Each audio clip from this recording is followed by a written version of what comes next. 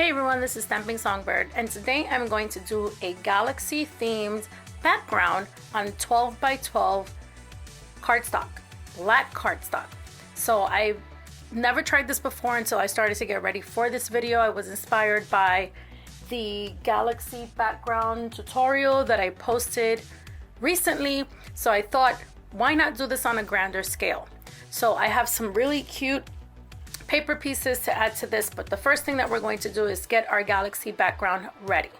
Okay, so right now I have a 12 by 12 piece of white cardstock, and on the front I have matted that cardstock with an 11.5 by 11.5 piece of black cardstock.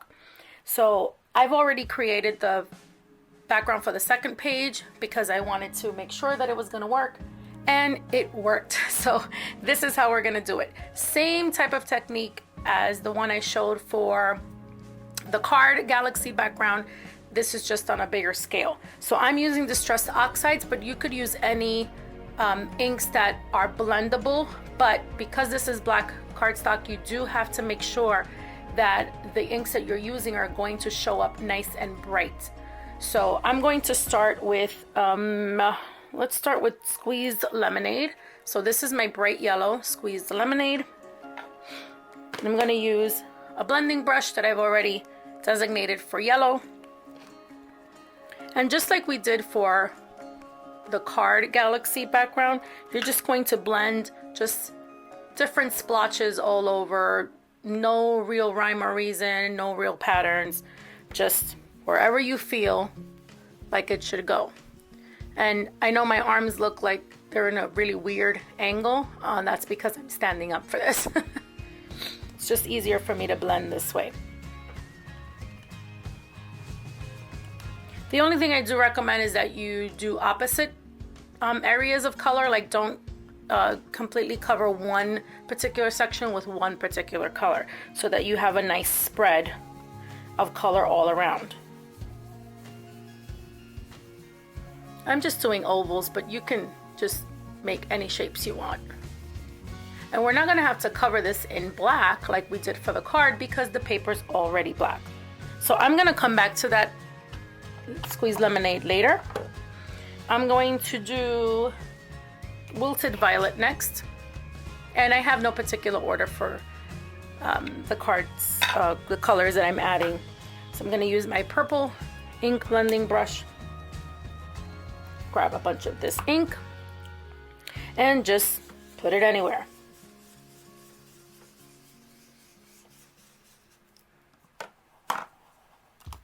So I'm actually going to speed through this video so you don't have to sit here and watch me add all this ink.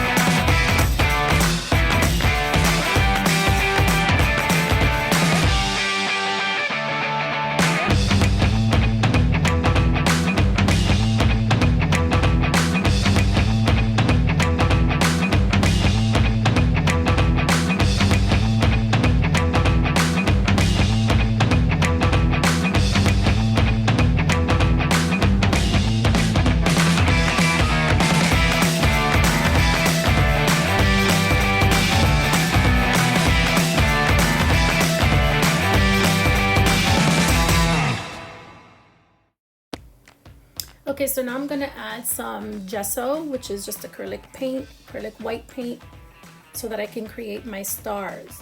I'm using this medium-sized round brush, and I'm just putting a little bit of the gesso into the cap and then adding a few spritz of water. This will make it a little thinner and easier to manage. So next I'm just gonna grab one of my blenders and just use that to start hitting the handle of the brush. As you do this, you'll see spots of the gesso, or the gesso is creating these spots that give the illusion of stars. And I know it still looks a little bit weird, but it's all gonna make sense in a little while. So I'm back and the gesso has already dried on both of my pages, so I'm ready to start placing my paper pieces. These paper pieces are from Treasure Box Designs. This one is called Out of This World, and here I'm adding a photo mat that measures 4 1/4 by 6 1/4, I think, and it's just matted with a yellow piece of paper. This set comes with several images, planets, and other little characters, and I took the earth paper piece that I created with this file and just split it in half. Place that there on the left side, and then here is a moon piece that I also cut in half. It comes with just a round orange planet, so that's just going to go on the right side, and then these exaggerated stars.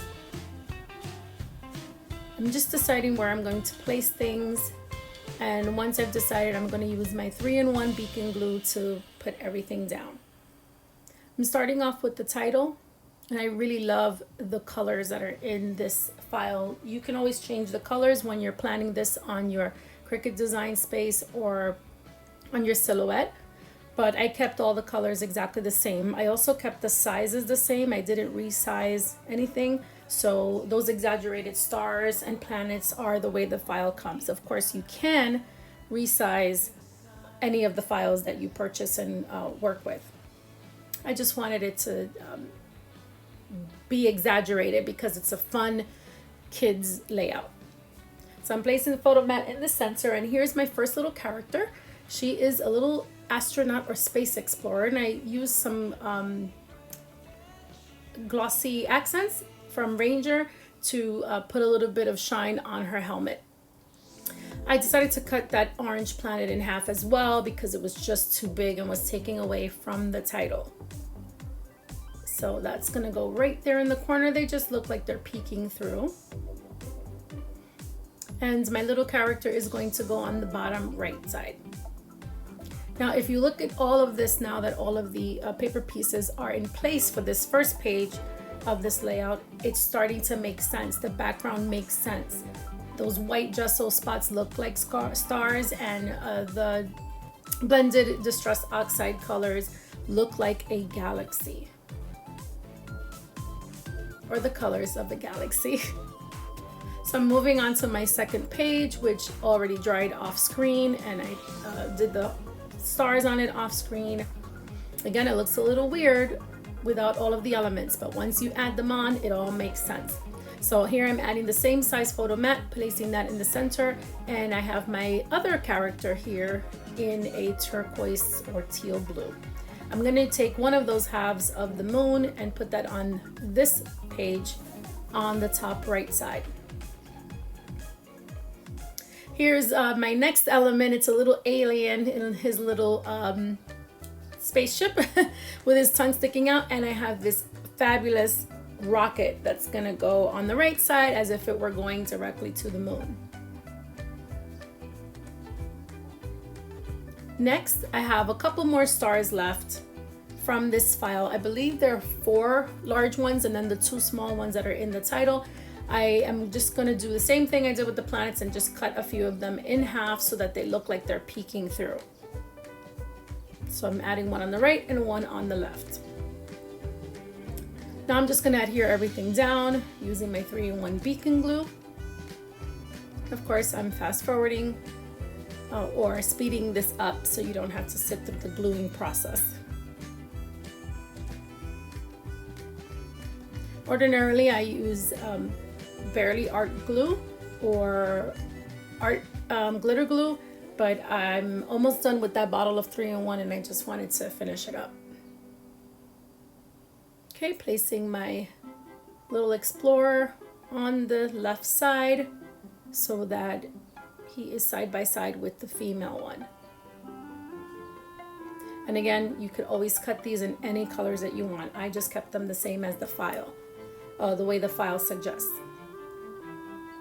So I'm just placing down my final pieces, the 2 stars, half stars that I added towards the end, my little character, and actually the photo mat as well. And once all of these little pieces are down, we are done. I really, really like the way this layout came out. I don't have any photos to go with it, but it is a child's layout, so my great nephew can have it, or if I decide to give it away, I just fell in love with this file and I just had to have it.